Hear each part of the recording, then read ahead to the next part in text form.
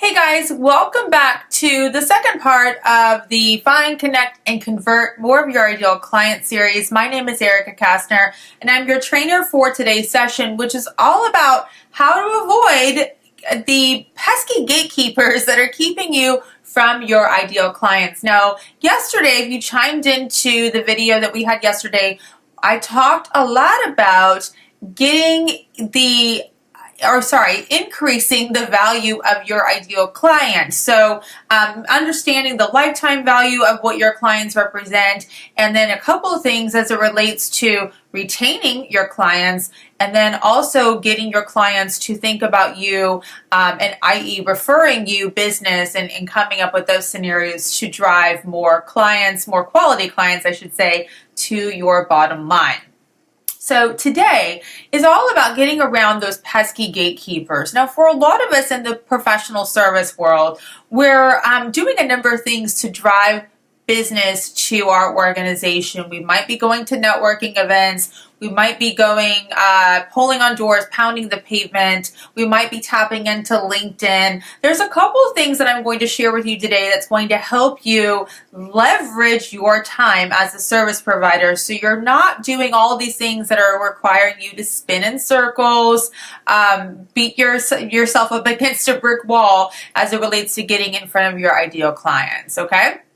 So we're going to keep this really short, really informative today. Of course, I would love to know your feedback in the comment section of this video. Let me know what is the most impactful takeaway. And of course, if there's any additional feedback that you'd like to share with me, I'll be more than happy to read that and reflect upon it as we are moving along this series, okay? So I'm going to look down at my paper because I have some notes here. I want to make sure that I'm staying the course and staying on track with our chat today. Let's go through 3 specific ways you can get in front of your ideal client in the first place, okay? And it's important to identify these things because there's some strategy about how you get in front of your client through each one of these channels, okay? So number 1 is the obvious way that I think a lot of us who feel like we're wasting our time, we're spinning in circles, I should say, doing our darndest to get in front of the quote-unquote decision makers and influencers that are going to drive our business. This is the one roadblock that stops a lot of service providers from quick success, okay? Not that any of this is quick. I don't want to insinuate that a lot of these strategies are a quick fix or a super quick turn and burn win, because some of these strategies I'm chatting about today are really for long-term success. So if you want some of the short-term gains, this video series probably isn't for you. But if you're wanting to set yourself up for long-term success as it relates to filling your pipeline with ideal clients, hang out, okay? So number 1, the obvious way that we have a tendency to get, or we try to get in front of our clients, is through the front door, i.e. going to a receptionist, going into like that front door of an organization. We don't know that person. We're trying to get in front of the decision maker, but we're utilizing somebody else, usually blindly, usually cold, to try to get in front of that ideal client. And what happens most of the time? Well, I don't have to be a statistic ninja to tell you that most of the time, if we're walking into a business, like if we're in a business-to-business environment and we're wanting to acquire the decision maker, we want to reach out to them, we're usually going to be met with a gatekeeper, somebody that's at the receptionist desk that's going to filter our request to meet that decision maker. And if you don't know who that decision maker is and you're just walking in saying, hey, I want to talk to the business owner, that's going to be a red flag. As you probably know, you're savvy enough to know that that's not the way to do it, right? So there's a front door. Metaphorically, physically, there's that front door that keeps us from getting into the office or into the place of business, or even in some cases into the home of the clients that we want to serve, okay?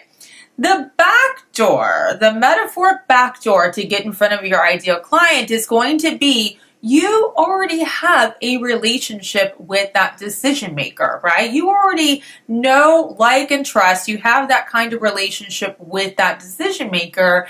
But where you might run into challenges is that sometimes, depending on your service, it's kind of an awkward conversation to bring up to that person, right? Like I always attribute it to like coaching, financial services, anything to do with like personal headspace or money.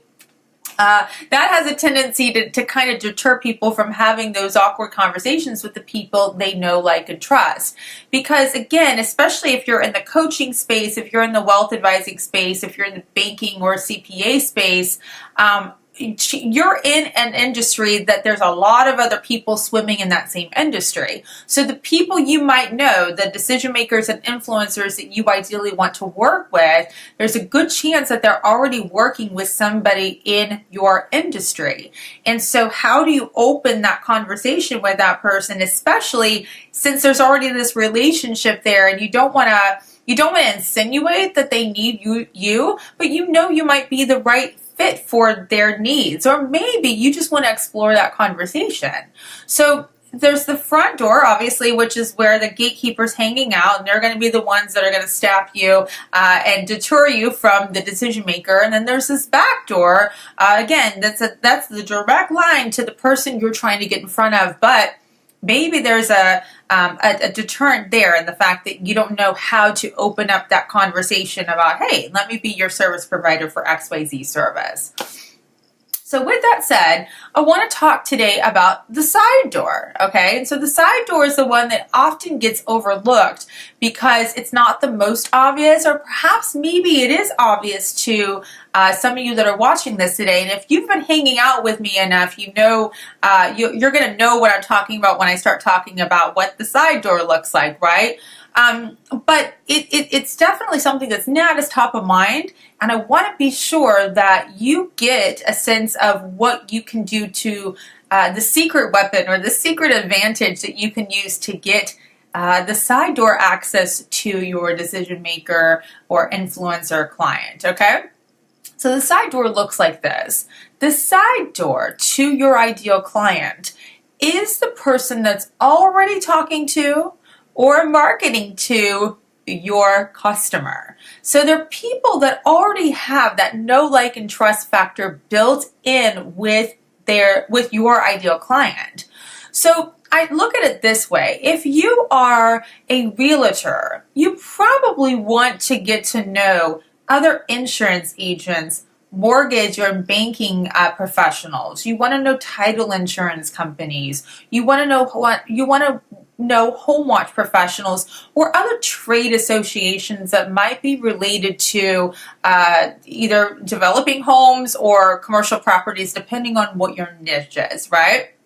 So you're going to want to know people that are perhaps talking to those people because, again, your clientele is already in front of those decision makers, those service providers, and vice versa. Your clients are probably at some point going to need the banker and the title insurance agency and all these other things that kind of go with the territory as it relates to getting property. So that's one example. Think about the 3 to 5 industries that are already marketing to or talking to your ideal client.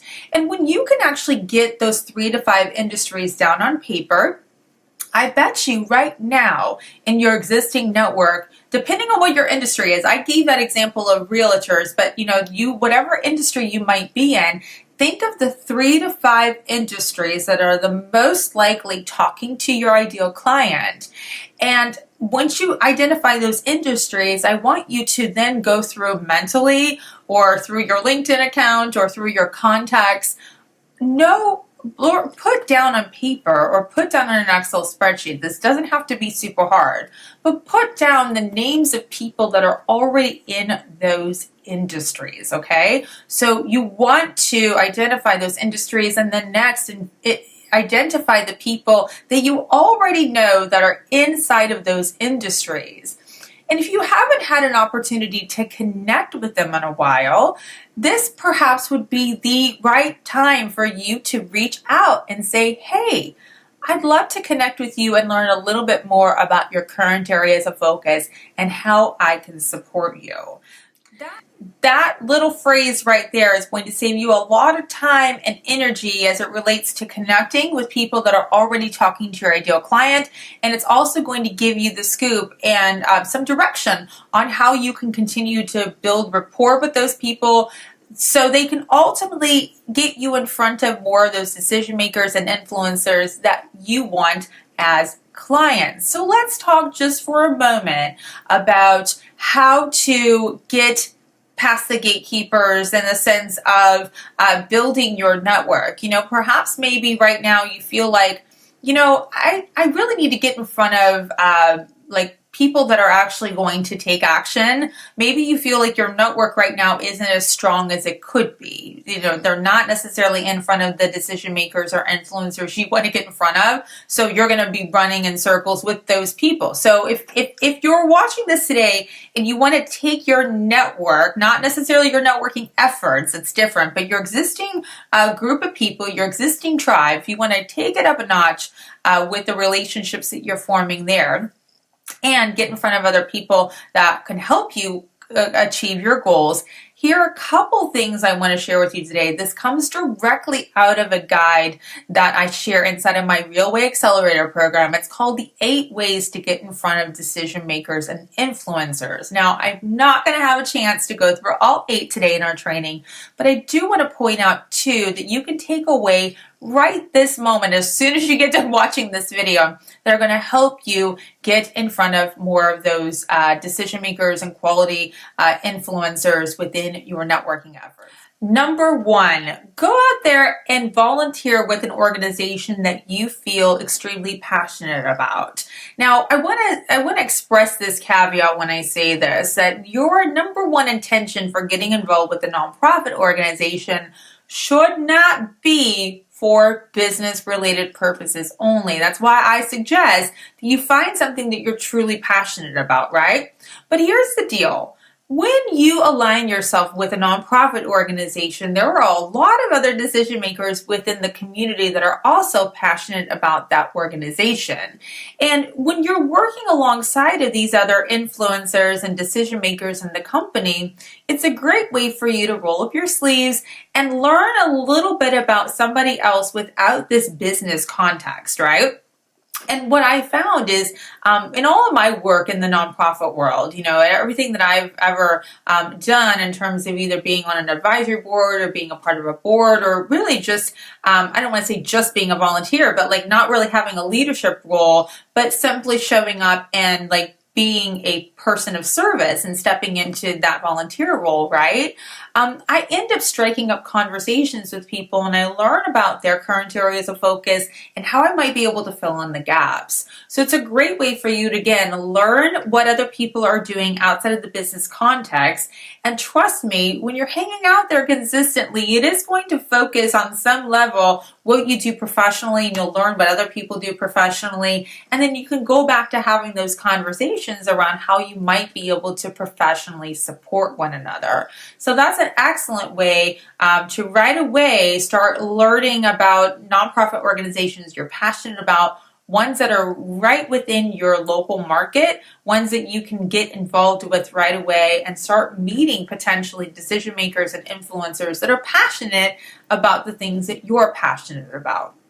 The number 2 way that I want to share with you today in terms of growing your network and inviting quality into your network is through what I call masterminding. Now, I'm going to dive a little bit deeper into masterminding on video number 3. But the thing I do want to say about this is that masterminding is this powerful way for you and another person or multiple people to get together and use your collective superpowers together, right? So, if you're partnering with other people, and even if it's just 2 or 3 or 5 other people, right? It doesn't have to be a huge room of people. I think this is like the introverts. Most of the introverts I talk to, they love this tip that I'm about ready to share, because it truly is about still being around energy, still being around people that can help serve and support you, but it's not like in this really big, like, oh my goodness, we're throwing a lot of attention into this huge networking opportunity or this huge conference where, introverts are going to have a tendency to shy away from those experiences, okay? So it looks like this. Masterminding, again, goes back to what I mentioned earlier. It goes back to finding 2, 3, 4, maybe 5 people that have a similar interest to you. You all have a similar, you may have similar goals and similar aspirations, and it's allowing you to hold space or to share ideas with that group of people to help accelerate your initiatives, right? So our brains are only as strong as our brains. So if we allow and invite other brain power to look at our challenges, to explore new opportunities, to point us in the right direction of maybe some things that are going to help grow our sales pipeline, this is a perfect way for you to invite those opportunities into your world. And it doesn't mean you have to go out there and meet new people. It just means that you have to start with, again, 3 to 5 people that might be that you know, that you like, that you want to hang out with, that you feel comfortable with expressing what you're working on and how you can help one another in those areas. So masterminding, whether it's something that you create yourself or something that you join and you're being a part of that energy, it's a great way for you to up-level your success as it relates to you getting in front of more decision makers and more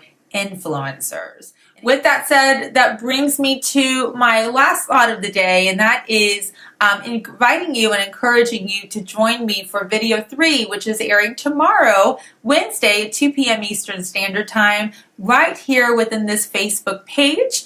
So what we'll chat about on that video is the way that you can actually engage those service providers, those other service providers that are already talking to your ideal client. How many of you meet all of these people that are potentially talking to your client, but then you really don't have a solid system on how you can stay top of mind in front of them? That is probably the most frustrating aspect of building a network, a referral network, because if you're meeting people but then you have no way to stay in touch with them, or you don't really have a formula to stay in touch and stay top of mind, then people are going to have a tendency to forget who you are, and then we're doing all of that legwork but we're not reaping any of the benefits. So tomorrow's video is going to be sharing with you a simple technique on what you can do. And again, it's a quick technique that you can actually implement after you watch it tomorrow, after you watch the video tomorrow,